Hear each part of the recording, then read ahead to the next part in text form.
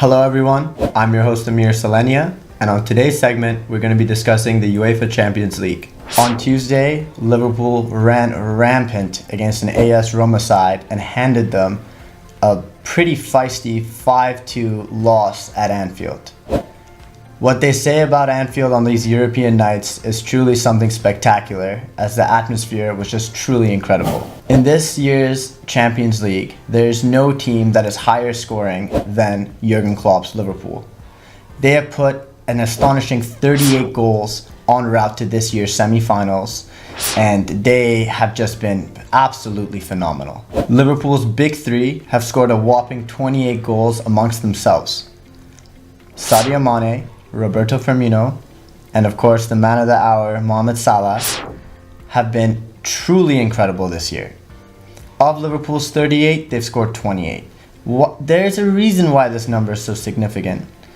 28 goals is good enough for the record of the second highest scoring team in this year's competition. And that, of course, is Cristiano Ronaldo's Real Madrid. That's truly incredible, folks. Tuesday's fixture against AS Roma was a little topsy-turvy to say the least. Liverpool, at one point, were up 5-0. Yes, that isn't something that you need to double check. They were up 5-0 against AS Roma by the 70th minute mark.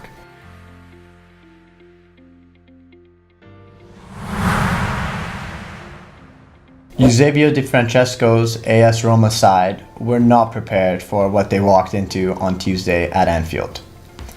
Surprisingly enough, they played with a formation where they had three in the back, two fullbacks that effectively acted as wingers, two attacking forwards essentially, and one striker / target man in Edin Dzeko. The three in the back proved to be an absolutely calamitous error, as their high press style that they tried to tailor to try to attack Liverpool backfired in a massive way. Mohamed Salah ended up scoring 2 goals, assisting 2. Roberto Firmino scored 2, assisted 2, and it wouldn't be a party unless all three of the big three got on the score sheet and Sadio Mane got one himself as well. AS Roma started the affair in comfortable control of possession, and they even hit the crossbar within the first 20 minutes of play. From there on out, Anfield's atmosphere was just too much.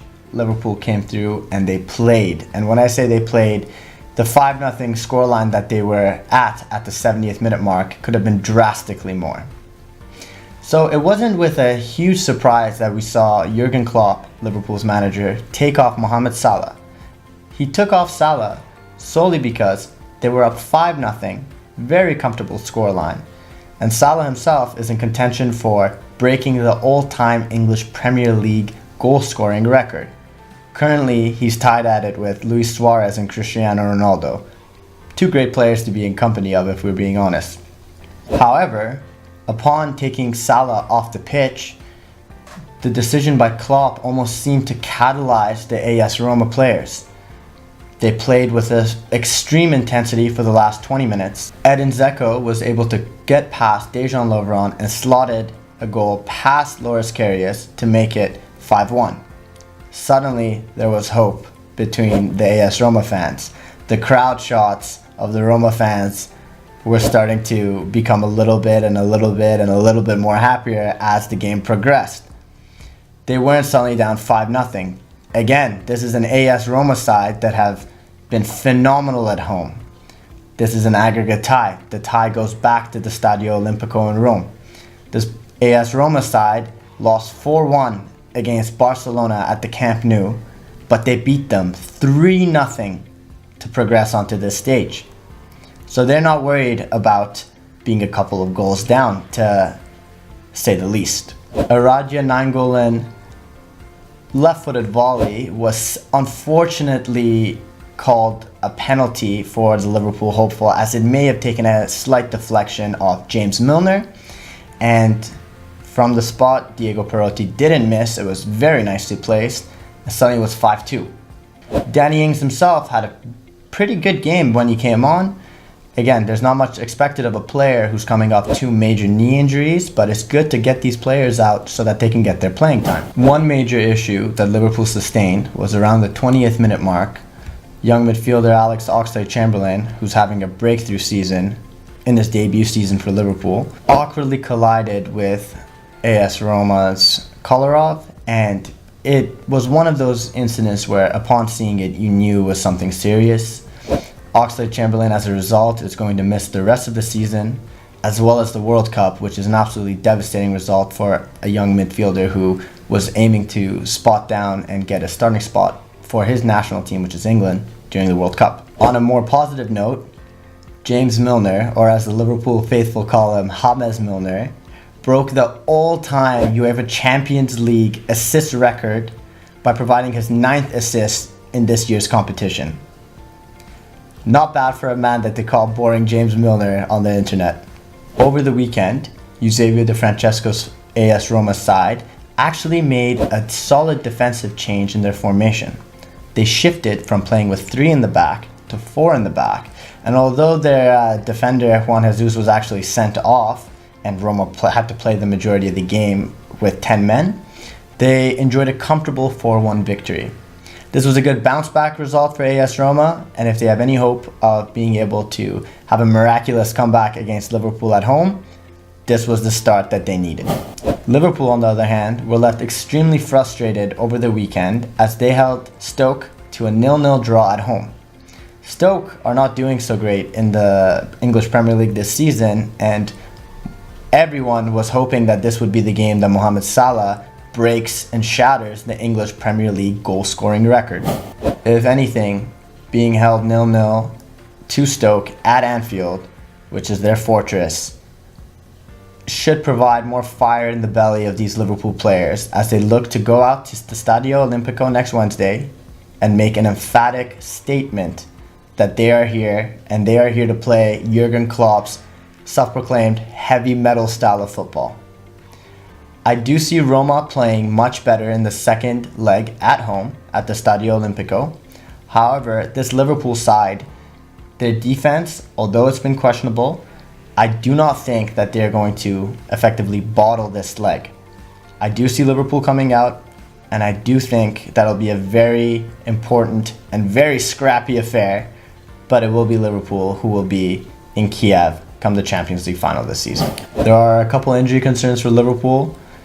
Emre Can, there were fears that he was lost for the season, but amidst some late training, he might be able to play a vital role in Liverpool's Champions League campaign, if not for this aggregate tie, but hopefully a late fitness test for the final.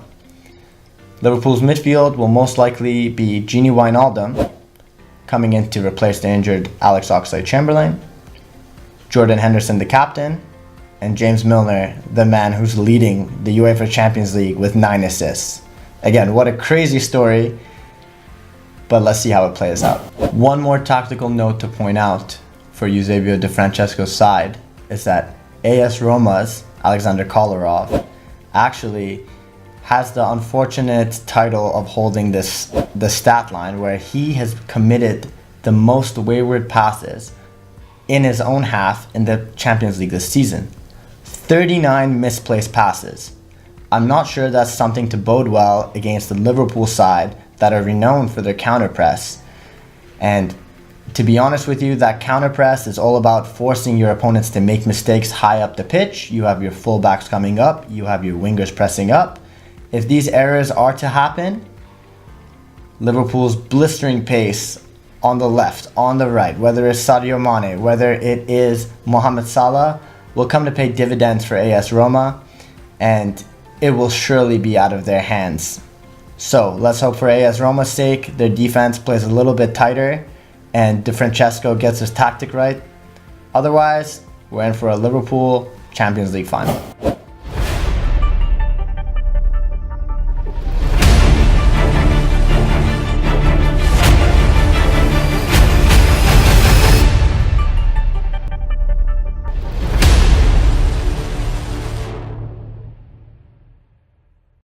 If you're enjoying our content, feel free to give us a like and subscribe to our YouTube channel, as well as finding us both on our Facebook and our Instagram pages. Both are at Footballtalkstv. Instagram.com/Footballtalkstv, Facebook Footballtalkstv, We're going to have a lot of interesting content coming up for this year's World Cup previews, a lot of analysis on both the significance of results that happened, why they're important, what can we talk about them, and most importantly, in the offseason we'll be addressing transfer rumors, as that is a rumor mill that definitely needs to be addressed.